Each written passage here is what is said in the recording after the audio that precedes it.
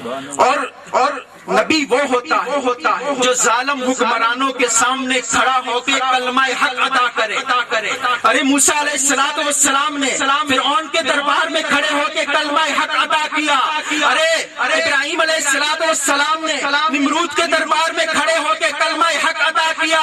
ارے یہ کیا کہتا ہے، یہ کیا کہتا ہے، یہ کہتا ہے کہ میرے والد مرزا غلام مرتضیٰ کے دور سے، مرزا غلام مرتضیٰ کے دور سے انگریزی حکومت کی ہمارے سر پہ رحمت و شفقت کا ہاتھ ہے، اور میں یہ تکلفاً نہیں کہتا بلکہ محبت سے کہتا ہوں کہ میرے رگ و ریشہ میں انگریزی حکومت کی احسان ہے، اور میرے رگ و ریشہ میں انگریزی حکومت کی نعمتوں کا احسان ہے۔ ارے وہ جو یہود کا، وہ جو نصرانیوں کی حکومت کا احسان مانے، وہ نبی نہیں ہو سکتا۔ نبی وہ ہوتا ہے جو فرعون کے سامنے کھڑا ہو کر کلمہ حق ادا کرے، اور نبی وہ ہوتا ہے جو نمرود کے سامنے کھڑے ہو کے کلمہ حق ادا کرے۔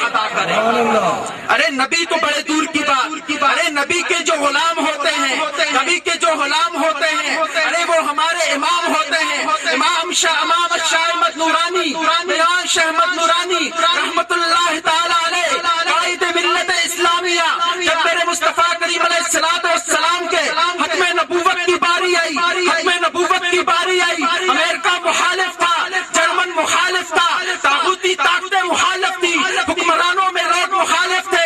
میرے امام نے مسودہ تیار کیا، 37 افراد جو اپوزیشن کے تھے ان سے اس مسودے پہ سگنیچر لیے۔ میرے امام نے اسمبلی کے کیبنٹ پہ کھڑے ہو کے کلمہ حق ادا کر کے اپنے ماننے والوں کو یہ بتلا دیا کہ ارے ہم نبی کے غلام ہیں، ہم انگریز کے پٹھو نہیں، ہم یہودیوں کے پٹھو نہیں، ہم رسول اللہ کے غلام ہیں۔ اپنی جان کا سودا تو کر لیں گے لیکن ایمان کا سودا کبھی نہیں کریں گے۔ تکبیر، نعرہ رسالت۔ ہم اپنی جان کا سودا تو کر لیں گے لیکن ایمان کا سودا کبھی نہیں کریں گے۔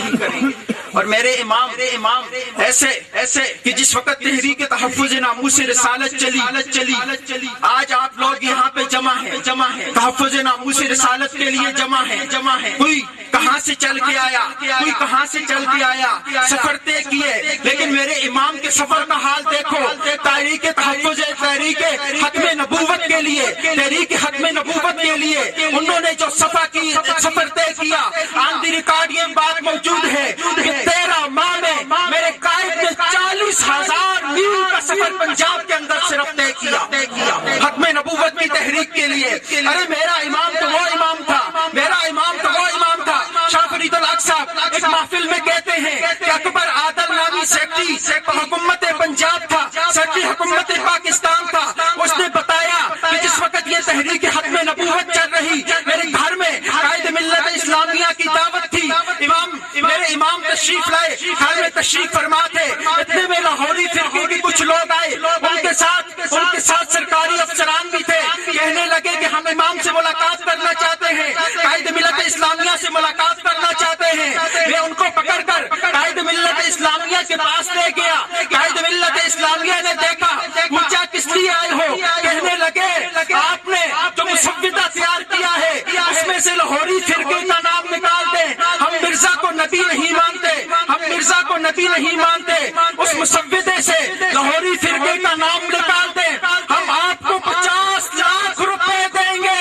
میرے امام نے فرمایا ارے مجھ کو پیسے کوئی لالچ دینے والے، مجھ کو خریدنے والے، سن میں پہلے ہی دربار مصطفیٰ میں بک چکا ہوں، میرا سودا کملی والے کے دربار میں ہو چکا ہے، میں اس کو بھی کافر مانتا ہوں جو مرزا کو مجدد مانے، میں اس کو بھی کافر مانتا ہوں جو مرزا کو مسیح مانے، جو ان کو مانے میں ان کو بھی کافر مانتا ہوں۔ میں ان پیسوں کو جوتی کی نوک پہ رکھتا ہوں، میں پیسوں کے لیے نہیں، جب بھی بکوں گا رسول اللہ کی غلامی میں بکوں گا۔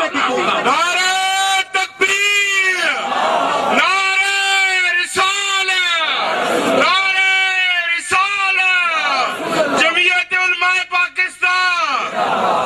میں جب بھی بکوں گا رسول اللہ کی غلامی میں بکوں گا.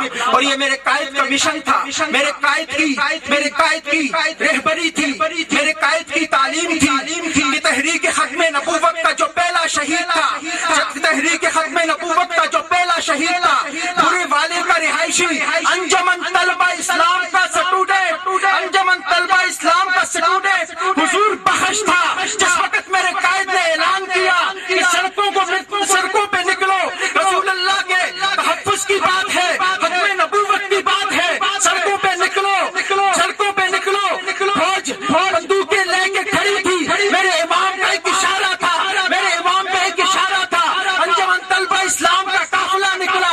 سب سے پہلے حضور بخش پورے والے کا رہائشی سب سے آگے ہوا. رینجر نے گولیاں چلائی, وہ اپنے سینے پہ گولیاں کھاتا رہا اور میرے مصطفیٰ کریم علیہ السلام کی ختم نبوت تحریک کا تحفظ کرتا رہا. ارے اس کے بعد افتخار حسین آگے بڑھا, سینے پہ گولیاں کھاتا رہا, امام کے فرمان پہ لبیک کہتا رہا. ارے یہ کل کی بات تھی, آج بھی جب رسول اللہ کے تحفظ کی بات آئے گی, تحریک ختم نبوت کے تحفظ کی بات آئے گی, ظالموں سن لو, حکمرانوں سن لو, حکمرانوں سن لو, تم ان سروں کو کاٹ تو سکتے ہو, ہٹا نہیں سکتے. ظالموں سن لو, خون کا آخری قطرہ رسول اللہ کی شکل قربان کر دیں گے, ختم نبوت میں قربان کر دیں گے, جانیں لٹا دیں گے, جانیں لٹا دیں گے, مال لٹا دیں گے, لیکن ختم نبوت میں کاٹ بھی نہیں جانے دیں گے. غلام ہے, غلام ہے, غلام ہے, غلام ہے, غلامی رسول میں, غلامی رسول میں. ارے ممتاز قادری کو گرفتار کرنے والوں سنو, تم کسی خوش فہمی میں نہ رہنا. جس وقت یہ رسول اللہ کے غلام اپنے گھروں سے نکلے تو تمہاری یہ طاغوتی طاقتیں ایک لمحے میں ریت کی طرح بہا کے رسول اللہ کے اس غلام کو چھڑا کے لے جائیں گے. ارے ہم رسول اللہ کے وہ غلام ہیں, ہم رسول اللہ کے وہ غلام ہیں جو جان تو دے سکتے ہیں, ایمان نہیں دے سکتے.